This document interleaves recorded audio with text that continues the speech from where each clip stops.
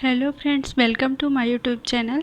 आज हम आप लोगों के साथ माइटोकॉन्ड्रिया के बारे में पढ़ेंगे। इसके पहले हमने सेल स्ट्रक्चर के बारे में पढ़ लिया था और न्यूक्लियस के बारे में पढ़ लिया था। ठीक, तो माइटोकॉन्ड्रिया क्या होता है? माइटोकॉन्ड्रिया जो होता है वो सेल के साइटोप्लाज्म में पाया जाने वाला एक सेल ऑर्गेन्स होता है जो कि सेल को एनर्जी प्रोड्यूस कराता है। ठीक, और ये एनर्जी जो है एटीपी के रूप में होती है। ये एनर्जी माइटोकॉन्ड्रिया जो है वो सेल को 90% एनर्जी प्रोड्यूस कराता है। ठीक, माइटोकॉन्ड्रिया की खोज किसने की थी? तो माइटोकॉन्ड्रिया की खोज की थी अल्टमान ने, और शायद ये 1890 में। और इसका नाम किसने दिया था? तो माइटोकॉन्ड्रिया नाम जो है बेंडा ने दिया था, 1897 में दिया था। ठीक, अब इसकी आइडेंटिफिकेशन देखते हैं कि माइटोकॉन्ड्रिया अथवा सूत्रकणिका, यानी माइटोकॉन्ड्रिया इसका इंग्लिश नेम है, इसको हिंदी में हम सूत्रकणिका कहते हैं। ठीक, तो माइटोकॉन्ड्रिया जो है वो प्रोकैरियोटिक सेल्स एवं स्तनियों की मैच्योर रेड ब्लड कार्पल्स को छोड़ करके और बाकी सभी प्रकार की सेल्स में प्रेजेंट होते हैं माइटोकॉन्ड्रिया। ठीक, तो प्रोकैरियोटिक सेल्स में एब्सेंट होते हैं और स्तनियों की मैच्योर रेड ब्लड कार्पल्स में एब्सेंट होते हैं, बाकी सब में प्रेजेंट होते हैं। कार्य की दृष्टि से ये एनर्जी ट्रांसड्यूसर का कार्य करते हैं। माइटोकॉन्ड्रिया किसका कार्य करते हैं? एनर्जी ट्रांसड्यूसर का, मतलब उसको एक रूप से दूसरे रूप में परिवर्तित करने का कार्य करते हैं। ये खाद्य पदार्थों में उपस्थित स्थितिज ऊर्जा को गतिज ऊर्जा में रूपांतरित करते हैं। माइटोकॉन्ड्रिया को सेल का पावर हाउस कहा जाता है या विद्युत ग्रह भी कहते हैं। क्यों कहते हैं सेल का पावर हाउस, मतलब ऊर्जा ग्रह? इसलिए क्योंकि वो उसको ऊर्जा प्रदान करता है, एनर्जी प्रदान करता है, इसलिए उसको पावर हाउस कहते हैं सेल का। विभिन्न प्रकार की सेल्स में इन्हें कॉन्ड्रियोसोम का कॉन्ड्रियोप्लास्ट या प्लास्टोसोम, मायोकॉन्ड्रिया या सर्कोसोम आदि नामों से जाना जाता है। माइटोकॉन्ड्रिया को कितने नामों से जाना जाता है? कॉन्ड्रियोसोम, कॉन्ड्रियोप्लास्ट, प्लास्टोसोम, मायोकॉन्ड्रिया या सर्कोसोम, यानी इन 5 नामों से भी माइटोकॉन्ड्रिया को जाना जाता है। अब हम इसकी मॉर्फोलॉजी की बात करेंगे। मॉर्फोलॉजी ऑफ माइटोकॉन्ड्रिया, तो इसका साइज़ देखते हैं तो माइटोकॉन्ड्रिया का जो साइज होता है वो इसकी कार्यशीलता को प्रेजेंट करता है, यानी इसकी साइज जितना बड़ा होगा उतना अधिक कार्यशील होगा, छोटा होगा तो कम कार्यशील होगा। इनकी लंबाई 1.5 म्यू से 4 म्यू तक, व व्यास कितना होता है? 0.5 से 1.0 म्यू तक होता है इसका व्यास। ठीक, अब इसके शेप की बात करते हैं तो माइटोकॉन्ड्रिया का जो शेप होता है वो सेल की क्रियात्मक स्टेज पर निर्भर करती है। ठीक, इसका शेप क्रियात्मक स्टेज पर निर्भर करती है कि कितना क्रियात्मक होगा माइटोकॉन्ड्रिया। ठीक, वो इसके शेप पर डिपेंड करता है। एक ही सेल में भिन्न भिन्न समय पर इनका भिन्न भिन्न प्रकार की शेप हो सकती है। ठीक, एक ही मतलब कि एक ही सेल में अलग अलग टाइम पर इनका जो शेप है वो अलग अलग प्रकार की हो सकती है। यानी एक ही माइटोकॉन्ड्रिया का जो है एक ही सेल में शेप अलग अलग टाइम पर अलग अलग हो जाएगी। ठीक, तो कौन कौन सी शेप की हो सकती हैं? ये फिलामेंटस हो सकती है, क्लैप शेप हो सकती है, ग्रेनुलर हो सकती है या फिर छड़नुमा हो सकती है। ठीक, इतने शेप की हो सकती है। नंबर ऑफ लोकेशन देखते हैं तो सेल में माइटोकॉन्ड्रिया की संख्या उसकी क्रियाशीलता का निर्धारण करती है। ऐसी सेल्स जिसमें मेटाबॉलिक एक्टिविटीज अधिक होती है उनमें माइटोकॉन्ड्रिया की संख्या भी अधिक होती है। क्या बोला है कि सेल में माइटोकॉन्ड्रिया की संख्या जो है उसकी क्रियाशीलता का निर्धारण करती है कि कितना अधिक क्रियाशील है। अगर सेल में माइटोकॉन्ड्रिया की संख्या अधिक होगी तो वो सेल अधिक क्रियाशील होगा। ठीक, कम होगी तो कम क्रियाशील होगा, ये बोला है। ऐसी सेल्स जिसमें मेटाबॉलिक एक्टिविटीज अधिक होंगी उनमें क्या होगा? माइटोकॉन्ड्रिया की संख्या भी अधिक होगी। अभी हमने बता दिया ना मेटाबॉलिक एक्टिविटीज क्या होता है। तो मेटाबॉलिक एक्टिविटीज जो होता है उसका मतलब होता है कि सेल्स में कितना अधिक ग्रोथ होता है, कितना अधिक उस डिवीजन होता है, ये होती है मेटाबॉलिक एक्टिविटीज़। तो अधिक मेटाबॉलिक एक्टिविटीज़ होगी यानी उसमें माइटोकॉन्ड्रिया की संख्या भी अधिक होगी।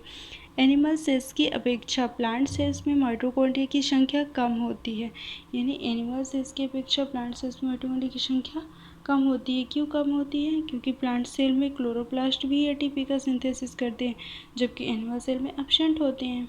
ठीक, इसलिए एनिमल सेल में जो है अधिक माइटोकॉन्ड्रिया की ज़रूरत पड़ेगी क्योंकि अधिक एनर्जी चाहिए, और प्लांट सेल में तो क्लोरोप्लास्ट भी एटीपी का सिंथेसिस कर देंगे।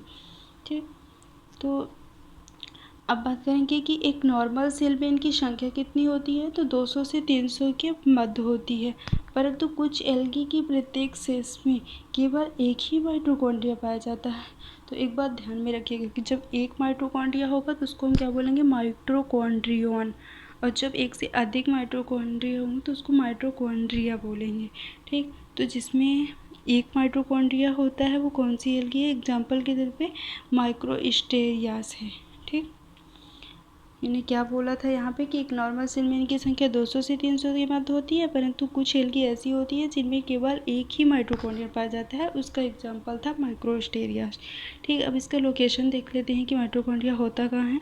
तो समानता माइटोकॉन्ड्रिया साइटोप्लाज्म में समान रूप से वितरित होती है, यानी समानता माइटोकॉन्ड्रिया कहाँ होते हैं, तो साइटोप्लाज्म में होते हैं। ठीक, लेकिन साइटोप्लाज्म में तो होते हैं, लेकिन माइटोकॉन्ड्रिया सेल के उस क्षेत्र में अधिक पाए जाते हैं जहाँ की मेटाबॉलिक एक्टिविटीज़ अधिक होती है। अब मतलब सेल के अंदर भी कहाँ होते हैं,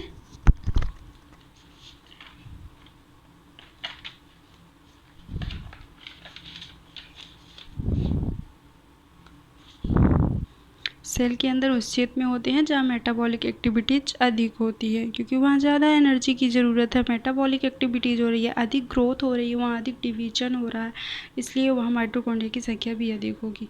अल्ट्रा स्ट्रक्चर ऑफ माइटोकॉन्ड्रिया, तो माइटोकॉन्ड्रिया की अल्ट्रा स्ट्रक्चर की बात करते हैं आप, तो सबसे पहले इसका अल्ट्रा स्ट्रक्चर देख लीजिए आप। ये देखिए, ये है माइटोकॉन्ड्रिया का अल्ट्रा स्ट्रक्चर, इतना बड़ा माइटोकॉन्ड्रिया का स्ट्रक्चर है। तो अब इसको डिफिनेशन देखते हैं तो हमें समझ में आ जाएगा माइटोकॉन्ड्रिया का स्ट्रक्चर। तो माइटोकॉन्ड्रिया का जो अल्ट्रा, तो इलेक्ट्रॉन माइक्रोस्कोप से देखने पर प्रत्येक माइटोकॉन्ड्रियन में 2 सीमा कारक मेम्ब्रेन्स तथा 2 चैम्बर्स दिखाई देते हैं। माइटोकॉन्ड्रियन क्यों बोला है, क्योंकि वो एक माइटोकॉन्ड्रिया की बात कर रहा है, एक सेल में एक माइटोकॉन्ड्रिया की बात कर रहा है, इसलिए माइटोकॉन्ड्रियन बोला है। उसमें 2 सीमा कारक मेम्ब्रेन्स भी होती हैं और 2 चैम्बर भी दिखाई देते हैं। तो सबसे पहले हम माइटोकॉन्ड्रियल मेम्ब्रेन्स की बात करते हैं। प्रत्येक माइटोकॉन्ड्रियन जो है वो लाइपोप्रोटीन की बनी आउटर एवं इनर मेम्ब्रेन्स के द्वारा क्या होती है, घिरी रहती है। ठीक, प्रत्येक माइटोकॉन्ड्रिया, तो ये देखिए ये आउटर मेम्ब्रेन हो गया और ये इनर मेम्ब्रेन, इनके द्वारा क्या है, माइटोकॉन्ड्रिया घिरी हुई है। ठीक, तो प्रत्येक माइटोकॉन्ड्रिया जो है आउटर एवं इनर मेम्ब्रेन्स के द्वारा घिरी रहती है। आउटर मेम्ब्रेन में प्रोटीन की मात्रा कम, नहीं अभी दूसरा पढ़ना, इनकी रचना यूनिट मेम्ब्रेन की तरह होती है। ठीक, कैसी होती है, इकाई झिल्ली की तरह होती है। आउटर मेम्ब्रेन में प्रोटीन की मात्रा कम तथा लिपिड की मात्रा अधिक होती है, यानी जो आउटर मेम्ब्रेन होती है, ये जो आउटर मेम्ब्रेन होती है इसमें प्रोटीन की मात्रा कम होती है और लिपिड की मात्रा अधिक होती है, जबकि इनर मेम्ब्रेन में इसके अपोजिट होगा, यानी कि इसमें प्रोटीन की मात्रा अधिक होगी और लिपिड की मात्रा कम होगी। क्यों होगी ये देखते हैं हम। तो आउटर मेम्ब्रेन में प्रोटीन की मात्रा कम और लिपिड की मात्रा अधिक होती है, अतः यह मेम्ब्रेन जो है वाटर, शुगर एवं बृहद मॉलिक्यूल्स के लिए परमेबल होती है। तो परमेबल क्या होती है, परमेबल का मतलब क्या होता है कि पारगम्य होती है, यानी कि इसमें से पदार्थों का आदान प्रदान जो है हो सकता है, वो परमेबल होती है। देखो मेम्ब्रेन्स जो होती है वो 3 टाइप्स की होती है, परमेबल, नॉन परमेबल और सेमी परमेबल। जो परमेबल होती है उसमें बृहद मॉलिक्यूल्स का भी आदान प्रदान हो सकता है और छोटे मॉलिक्यूल्स का तो हो ही सकता है, लेकिन जो नॉन परमेबल होती है उसमें किसी भी प्रकार की किसी पदार्थ का आदान प्रदान नहीं हो सकता है। और जो सेमी परमेबल होती है उसमें कुछ पदार्थों का आदान प्रदान हो सकता है, छोटे मोटे पदार्थों का, लेकिन बृहद मॉलिक्यूल्स का नहीं होता है। ठीक, तो ये कैसी होती है, परमेबल, यानी कि इसमें बृहद मॉलिक्यूल्स का भी प्रदान हो सकता है। ठीक, फिर क्या बोला है कि जबकि जो इनर मेम्ब्रेन होती है उसमें प्रोटीन की मात्रा अधिक एवं लिपिड की मात्रा कम होती है। क्यों होती है, अतः ये क्या होती है, सेमी परमेबल होती है। सेमी परमेबल हमने अभी आपको बताया कि मतलब इसमें बृहद मॉलिक्यूल्स का आदान प्रदान नहीं हो सकता है, छोटे मोटे मॉलिक्यूल्स का हो सकता है। ठीक, आउटर मेम्ब्रेन स्मूथ होती है, परंतु इनर मेम्ब्रेन कैसी होती है, अंदर की तरफ फिंगर्स के समान फोल्ड्स बनाती है। तो ये देखिए, ये जो आउटर मेम्ब्रेन होती है, आउटर मेम्ब्रेन, ये स्मूथ होती है आउटर मेम्ब्रेन, लेकिन जो इनर मेम्ब्रेन होती है वो फोल्ड्स बनाती है, किसके समान, फिंगर्स के समान।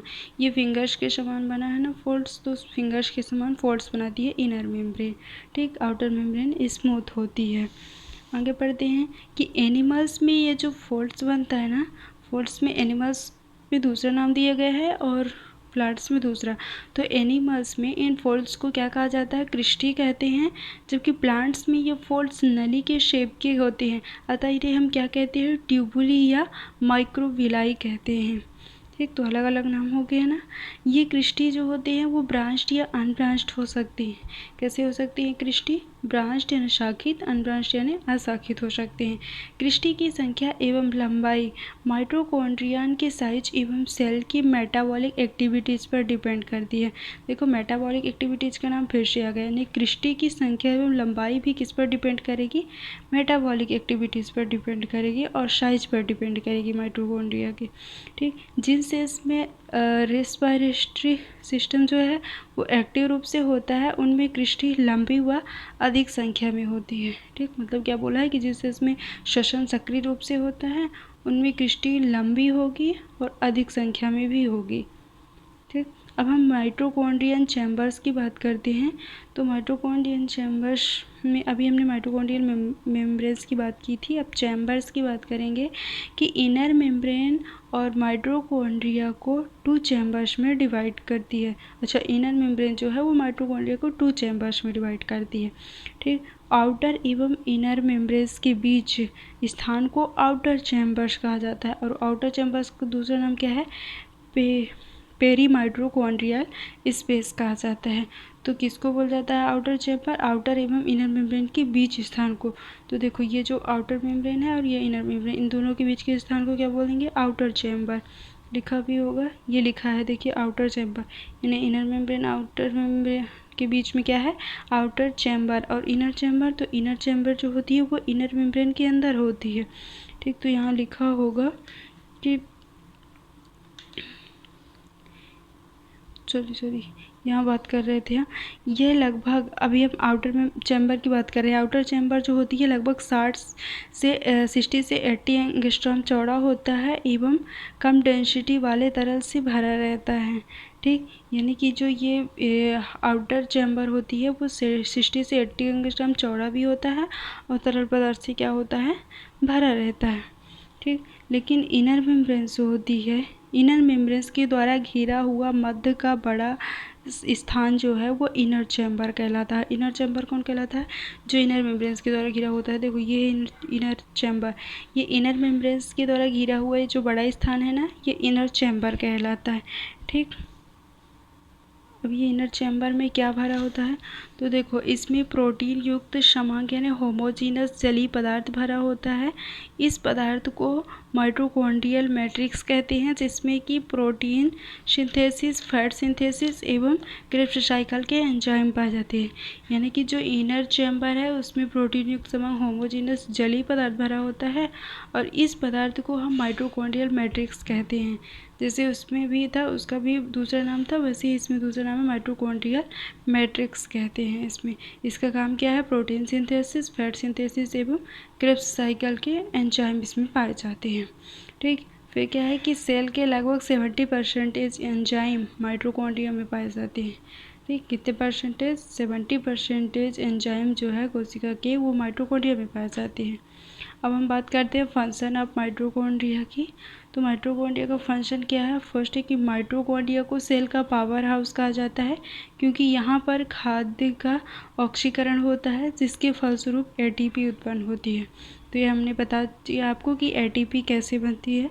तो ये एटीपी जो होती है वो एनर्जी होती है, जो कि माइटोकॉन्ड्रिया जो है प्रोवाइड कराता है किसको? सेल को। इसलिए इसको क्या कहा जाता है? पावर हाउस कहा जाता है। माइटोकॉन्ड्रियल डीएनए कोशिका द्रव्य अनुवांशिकता दर्शाता है। यानी माइटोकॉन्ड्रियल डीएनए जो होता है वो साइटोप्लाज्मिक जेनेटिक्स को दर्शाता है, प्रेजेंट करता है। स्पर्मेटोजेनेसिस के दौरान माइटोकॉन्ड्रिया द्वारा माइटोकॉन्ड्रियल रिंग्स का फॉर्मेशन होता है। ठीक, किसके दौरान होता है? स्पर्मेटोजेनेसिस के दौरान होता है माइटोकॉन्ड्रियल रिंग्स का फॉर्मेशन।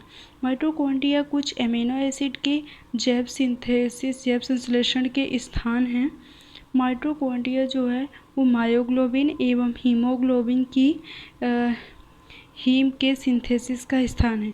किसका स्थान है माइटोकॉन्ड्रिया? मायोग्लोबिन और हीमोग्लोबिन के हीम के सिंथेसिस का स्थान है। माइटोकॉन्ड्रिया अंड जनन के समय बीतक पट्टलिकाओं का फॉर्मेशन करती है। किसका फॉर्मेशन करती है? बीतक पट्टलिकाओं का।